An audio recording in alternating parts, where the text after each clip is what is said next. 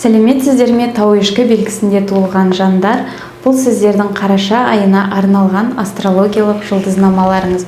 Ең басты тоқталатын мәселе астрология жайында, жалпы натальный карталарыңыз жайында қандай да бір сұрақтарыңыз болса, астында инфобокста Telegram, Instagram каналдарымды көрсетіп кеттім. Сол ссылка арқылы сол жаққа тіркеліп, сол жақта пайдалы ақпараттарды оқып, немесе өздеріңіздің түсінбеген сұрақтарыңызды қойсаңыздар болады. Енді тауешкі белгісі үшін осы қараша айы қандай болмақ? Ең басты тоқталатын планета бұл Сатурн планетасы. Сатурн бұл адамға шек қоятын, адамды бір нәрседен тежейтін, адамнан жауапкершілік талап ететін планеталардың бірі, және ол сіздердің планеталарыңыз, яғни өте строгий, қатал планетаның бірі Сатурн бізде социальный планетаға жатады. Енді Сатурн естеріңізде болса, наурыз айынан бері бізде артқа қарай жүрген болатын, яғни ретро қозғалыста болды. Енді ол бір орында тоқтайтын болады. Ол тоқтап бір аптадан кейін алдыға жүре бастайды, яғни өмір жеңілдей бастайды деген сөз. Және де Сатурн планетасы сіздердің үшінші домдарыңызда статичный болады, жаңағы бір орында тоқтайды.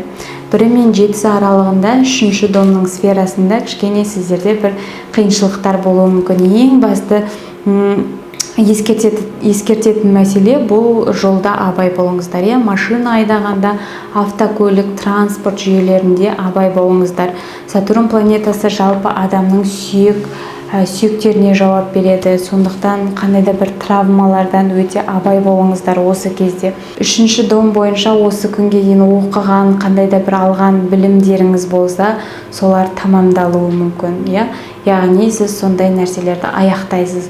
Осы күнге дейін қандай да бір курстан өткен болсаңыз, бір повышениядан өткен болсаңыз, жұмысыңызда тексерістер болған болса, солардың аяқталуына аз қалды деген сөз. Одан кейінгі келесі аспект үшінші қараша күні болады. Бұл Юпитер планетасы мен күн планетасының арасындағы оппозиция. Оппозиция деген бізде кішкене напряженный аспект, адамға напряжение береді. Конфликтный ситуациялар болуы мүмкін. Және де бұл сіздердің 11-5 домдарыңызды түртетін болады. Және де ол жерде бізде Уран планетасы мен Меркурий планетасы бар. Ал олар біздің нерв жүйемізге жауап береді. Сондықтан осы кезде барынша нерв жүйелеріңізді сақтаңыздар. Қатты кез келген нәрсеге ашуланбаңыздар. Конфликтқа түсіп жатсаңыздар, қатты кетіп керек емес. Өйткені бізде Уран планетасы кішкене импульсивный планеталар, өз-өзін ұстай алмай қалуы мүмкін адам осы кезде. Қатты ұрысып қалып, артынан кішкене өкініп қалу деген сияқты жағдайлар болуы мүмкін. Сондықтан бұл жерде байқау керек, әсіресе өзіңіздің кішкентай болсын, үлкен болсын балаларыңыздан байқаңыздар. Және де романтикалық партнерларыңыз 5-ші дом бойынша сол адамдармен сіздерде конфликт болуы мүмкін. Сондықтан қатты ұрсып жеріп, немесе қатты ашуға беріліп қажет емес осы кезде. Одан кейінгі келесі аспект 8-ші қараша күні болады. Бұл кезде Венера планетасы сіздердің 10-шы домдарыңызға кіретін болады. Жалпы Венера бұл адамның ақшасы, махаббат, комфортқа жауап беретін планеталардың бірі. Оның 10-шы домда болуы өте керемет положение, өйткені 10-шы дом бұл сіздердің домдарыңыз, және де Венера 10-шы домға кіргенде сіздер жұмысыңызда барынша өзіңізді комфортно сезінетін боласыз. Мүмкін Венера бойынша сізде повышение болуы мүмкін жұмыста, немесе сіздің статусыңыз өзгеруі мүмкін. Сіздің жаңағы романтикалық партнеріңіз сізге өзінің көңілін білдіруі мүмкін, немесе ұсыныс жасауы мүмкін сізге. Сондай бір Венера бойынша өте керемет бір нәрсе болуы мүмкін. Және де Венера бойынша Венера ақшаға жауап береді деп жатырмын ғой. Жаңағы зарплатаңыз, еңбек ақыңыз көтерілуі мүмкін. Осындай бір өзгерістер болуы мүмкін Венера бойынша. Одан кейін 10-шы қараша күні Меркурий планетасы 12-ші домдарыңызға кіреді екен. Енді Меркурий бұл адамның интеллектуалдық қабілетіне, жаңағы ми, ойлау қабілет, сөйлеуге жауап беретін планеталардың бірі. Хат-хабар деген сияқты. Енді 12-ші дом бізде керісінше. жабық домдардың бірі. Сондықтан бұл жерде Меркурий бойынша сіз жаңағы егер сізге қандай да бір ұсыныстар жасап жатқан болса, басқа адамдардан жасыруыңыз мүмкін. 12-ші дом бізде құпияларға жауап береді. Сондықтан бір қандай да бір документтерді немесе қандай да бір жұмыстарды басқалардан құпияда ұстауыңыз мүмкін. Көбінесе өзіңіз қалып, ойланып, оқып, жазуға жауап береді. Жазуыңыз мүмкін. Осы кезде жаңағы күнделік бастауыңыз мүмкін. Өзіңіздің жаңағы осы жыл бойы істеген нәрселеріңізге итог жасауыңыз мүмкін. Барлығын қағаз бетіне түсіру деген сияқты сондай мәселелер сіздерде болуы мүмкін. Одан кейінгі келесі аспект 13-ші қараша күні бізде ай туады жаңадан.